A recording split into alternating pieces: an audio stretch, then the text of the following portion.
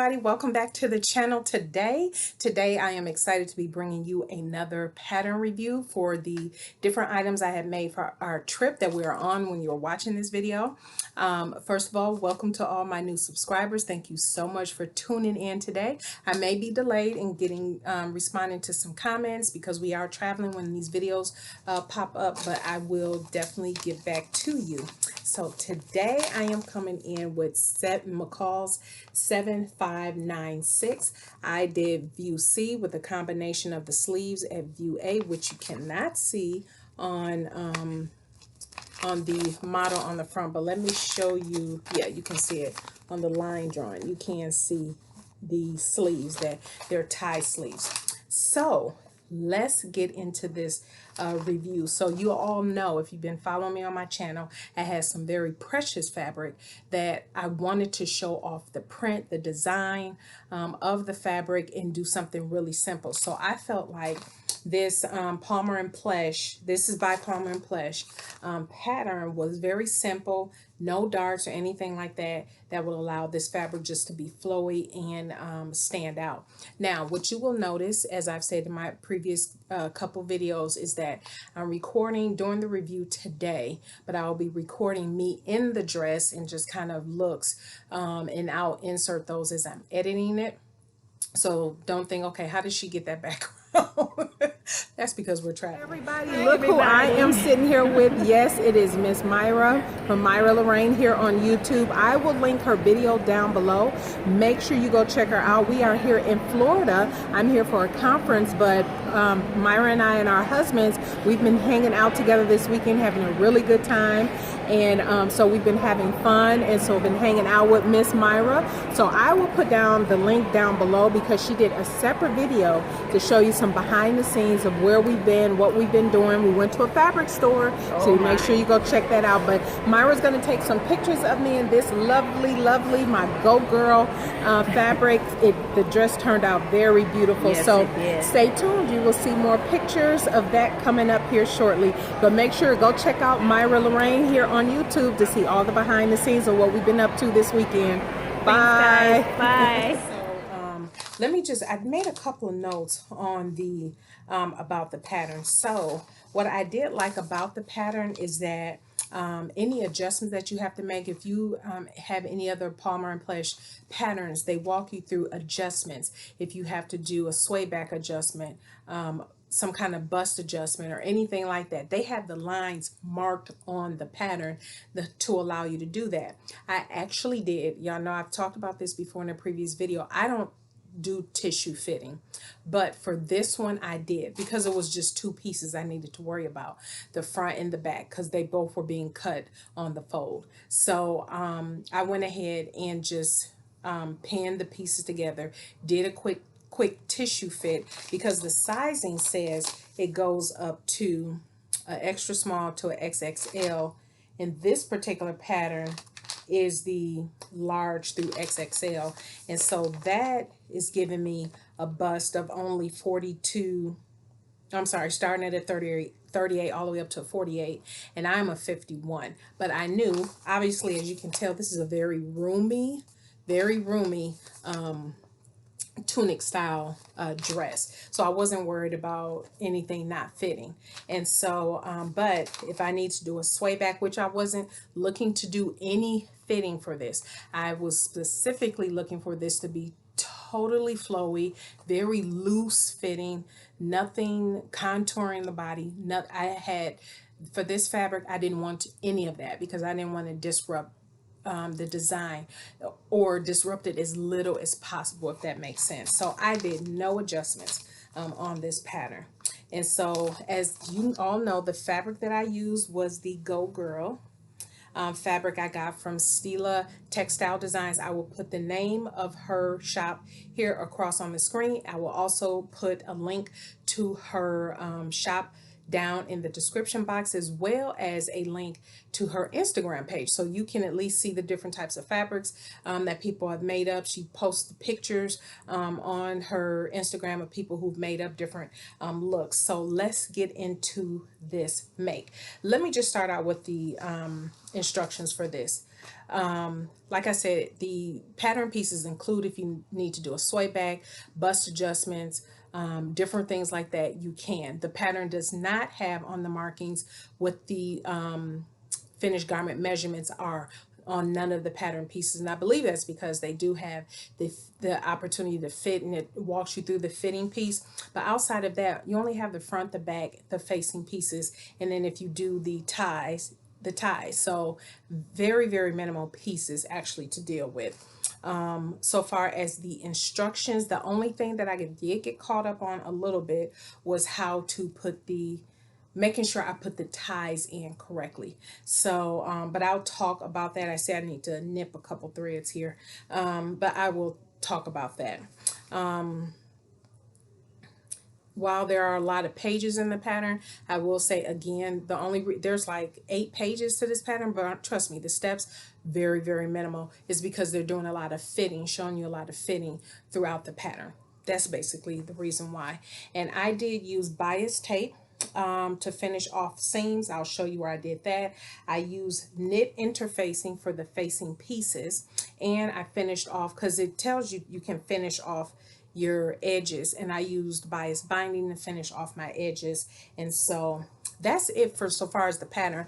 Very simple, very easy. I can absolutely see making this again in something flowy, a challis, a rayon, something like that, and in another silk like this. But let's get into this fabric and pay attention to the screen because I will insert video and footage of me in the dress and different things like that.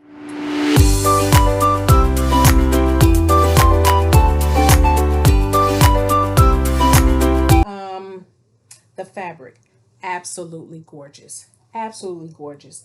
Let me start out with the mistake I made, which I kick myself. I should have, because this is a silk, absolutely gorgeous. Look how flowy that is, absolutely gorgeous. I should have completely starched all of the fabric to stiffen it up first before I started working with it. I did not do that. So I have some areas to me that, which you can see here, that are a little puckered, because what I did was I French seamed the entire dress. I didn't want to be serging on the inside, so I did do, let me see if I can show you. I'm sure you all know what a French seam looked like, but just so you can see what I'm saying, I French seamed all of the insides of the dress, and I did use bias binding to do the hem as well, and I'll show a closer up of that. So yeah, you can see that here too. Yeah, I French seamed the entire thing, which of course is good because I didn't stiffen the fabric. I have some ripples. Can you see that? And you don't want to over press silk, even though I did lay down the pressing cloth and everything and tried to be really gentle because I didn't want to burn a hole into it.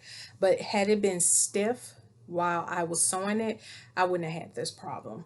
And so and I didn't want to unpick, because there was a piece I did unpick and it just was like ruining the fabric. So I was like, oh, I'm gonna have to live with, I'm gonna do the best I can, make sure my stitch length, I had length in my stitch a little bit more so it wouldn't be puckery and everything. But I wanted to be very careful because I didn't want the whole dress to be looking all fully puckeried or any, is that a word? But so for the armholes, you're supposed to just turn it under twice. I didn't do that. I added the bias binding because I didn't want to be messing around with that, trying to figure I got to cut that thread off, but I didn't want to be messing around with that. And so I finished the entire armhole with the bias binding, and the ties are fine. The ties are on here fine. And then that's all. Yeah, that's all I got to say about that, because it's just the armholes. The facing. Now here is where I had some issues. Now granted, let me just tell you this, I typically have issue with facing pieces. for whatever reason for me, the facing seems to just barely fit the neckline.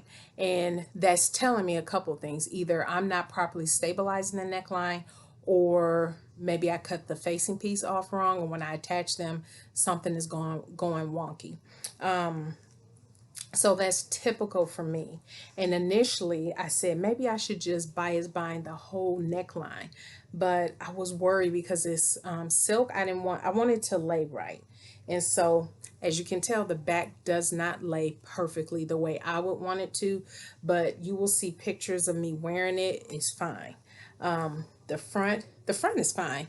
The front piece, that facing piece and everything laid down fine, but it was just that back piece that was just a little bit tricky. But as you can see, let me tell y'all, it was a struggle laying this fabric out only because I did not want to disrupt the ladies. I did not want to disrupt the ladies. I wanted them, because I knew this was going to be on a fold, I wanted the girls on one side of the fold. I wanted to have a girl on each side of the fold. So, and then the center, I wanted the girl in the center of the fold. So that's what I wanted in the front. And if, she's cut off on the side, I wasn't overly concerned about that. But the center, I wanted her to show, and on my back, I wanted one girl on each side of the centerpiece. So so y'all was laying everything down, so because this fabric will shift on you. So I was laying things down to make sure nothing would shift and wouldn't move, and I laid the pattern piece down. I was like, please let me get this right. And it turned out. But be patient. If you're working with fabric like this, that's shifty, that's loose and everything like that, first of all, spray starch the dickens out of it, so it's stiff, and then you can just hand wash it. But I saw that online, that was a tip to do that. I think I said I finished off the bottom with bias binding too, the hem on the bottom. So I have a couple loose threads I need to clip there, but I absolutely love the way it turned out. You will see a very special friend in this picture or video, whatever I insert here, showing you me in the dress and who I have met up with. So that's all I have. I love this. And even as I lose weight, this will be a good, like, beach cover up, lounge, just lounging around the house or anything. So this will go a very, very, very long way. Very long way. And I'm very pleased with it. How much fabric do I have left? How much did I use for this? Because I think that was 4 yards that I purchased. And I used, I think this was, with the front and back and the way I laid the pieces out, I think I used 3.5 yards, because I have enough, I think, to make a cami. I have to play around with the position of the pattern pieces. I'll have to probably create a woven cami from my pattern block, my bodice block, but that I can do a cami out of this, which will be gorgeous. Actually, I'm gonna have to play with that and do that, because this is absolutely gorgeous. So you have to let me know what you all think. Let me know what you think of the pictures and the little caption or video I inserted into the video. Give me your feedback. Have you made the McCall 7596? Let me know your thoughts. Other than that, that is it. Thank you so much, everybody, for tuning in today. I greatly appreciate it. Again, if you have any questions, please leave them in the comment section below. And when I am able, I will respond to all of your comments. If you haven't subscribed, please subscribe. Consider subscribing on your way out, if I can get the words out, and thumbs up this video. In the next video, you will see, stay tuned, because I'm not sure. So I'm not going to promise, but you'll see something on Wednesday. Thank you, everybody, so much for tuning in. You all have a blessed start to your week, and we will see you in the next video. Bye.